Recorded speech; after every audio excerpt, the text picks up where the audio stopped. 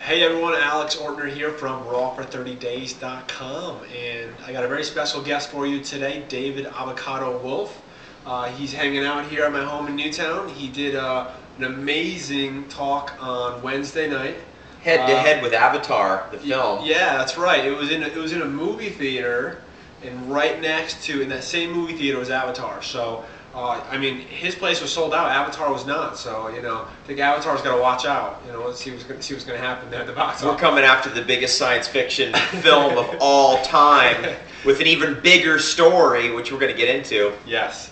And it was, just so you guys know, it was if you guys are local to Connecticut, it was at Catch a Healthy Habit in Fairfield, Connecticut. It's a fantastic place. Definitely make sure to check that out. And as far as your speaking, where can they find out when you're doing talks like that? My entire schedule is always on davidwolfe.com, Okay. WOLFE.com. Okay. It's also replicated on thebestdayever.com and on sacredchocolate.com. Okay. So I know you guys asked a lot of questions on the post this week for, we've been doing the Reversing Diabetes Action Day celebration and selling Simply Raw for 50% off this week, which has been amazing because so many people have been able to get a copy of that. We're going to answer some of those questions you guys have, both about some stuff on diabetes and some stuff just on general raw food stuff. So we're just going to kind of shoot it out here and go with the flow. And David's going to answer hopefully as many questions as we can get to here. So first question, this is from Jerry. He said, I just started on a raw food diet 2 days ago. I was wondering, how do I get all of what my body needs as far as nutrients, fats, carbs, etc.? Great question, and I wouldn't worry about it if you're 2 days into it. Okay. I'd more worry about it if you're 2 years into it. Okay. Generally, what we all need is more of a fast, the beginners anyway. So when you get onto a raw food diet, it's essentially everything is cleansing you because the density of the food is so much less. There's a much higher water content of the food is another way of saying that. And therefore, it's going to detoxify you, it's going to nourish you with real nutrients. In a lot of cases, it's the first time ever.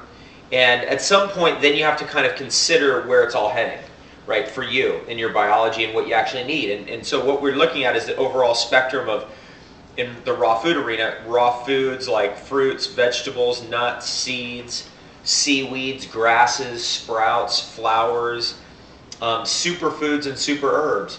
And in that genre, you can get everything that you need with the exception of perhaps vitamin B12 and vitamin K2, and with the exception of long-chain omega-3 fatty acids in high concentration.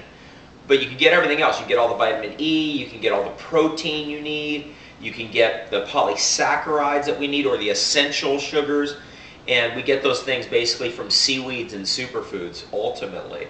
Avocados are great, nuts and seeds are great. We need those for the phosphorus and for the omega-6. And for the monounsaturated fats, we can use coconut oil for saturated fat, which we need. And we can also get some of the interesting GLAs and some of the omega-3 that's not long chain from hemp seed, flaxseed, evening primrose oil, etc. So, basically the ultimate message of nutrition is make sure you don't eat too much and have a wide variety, whatever your diet is. My guess would be, too, that a lot of people that are transitioning probably weren't getting everything they needed in the regular diet. It's very likely. In fact, my experience is that pretty much every Western person is very deficient in minerals. And what the effect of that is it affects your neurochemistry. And it causes people to be ungrounded, unable to focus, can't sit down, can't concentrate, losing of memory, all of that stuff. And I will say this, that actually for your brain, not only do we need the omega-3s that we've all heard about, and especially the long-chain omega-3, fish oil contains long-chain omega-3. You can get it from algae and algae oil concentrates if you want to take vegetarian or vegan options. But we also need another very important class of foods for our nervous system and our brain is roots. And when I say roots, I'm not talking about potatoes, which are really an extended stem. It's not really a root. I'm really talking about turmeric. I'm talking about burdock root.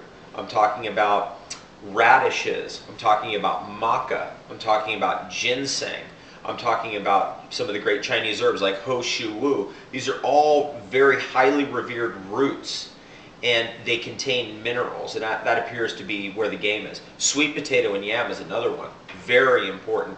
It can be eaten raw, you can juice it, it's wonderful. I think that's question number one. That's number one. So that was just number one. That was a lot there. I think you might have to pause and just replay that part, and go after that.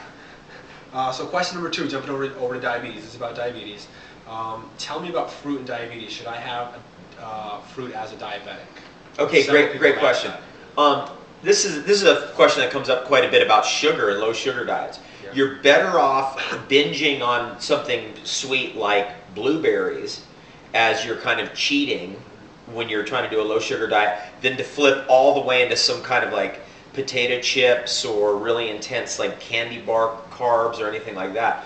So we want to be aware that fruit is a better choice than some of the other choices. It isn't the best choice.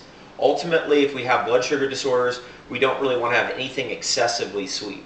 Berries in season are pretty good, especially if they're wild berries. In season, in reasonable amounts, is a wonderful thing. Anything in excess, like 10 bananas at one sitting, is way out of bounds. Can you have other kinds of fruits? For example, avocados, lemons, low sugar fruits like cucumbers? And the answer is yes, definitely, all of those. Make sure that you do have fruit in your diet because fruit is the joy and it is the water. It's really like the water of life. It's juicy, like a cucumber is juicy. You can get all that without sugar, of course, with a lemon or a cucumber. You can get all those kinds of things with a tomato even, which has very low sugar content, if they agree with you. Yeah, cool.